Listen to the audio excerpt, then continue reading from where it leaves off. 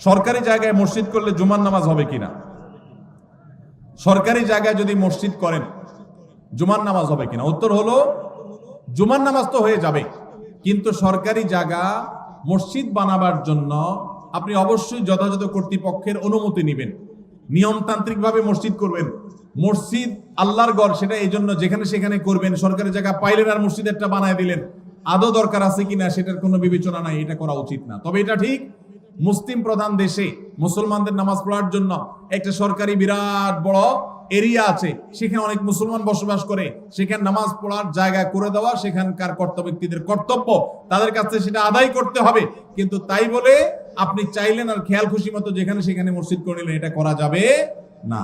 সরকারি জায়গা না, শুধু অন্য কারোর জায়গাতে এরকম মসজিদ করা উচিত না। তবে যদি করেন কেউ, সেই জায়গায় নামাজ আদায় করলে নামাজ হয়ে যাবে, কিন্তু নিয়মতান্ত্রিক ভাবে মসজিদ আদায় করতে হবে, বানাইতে হবে।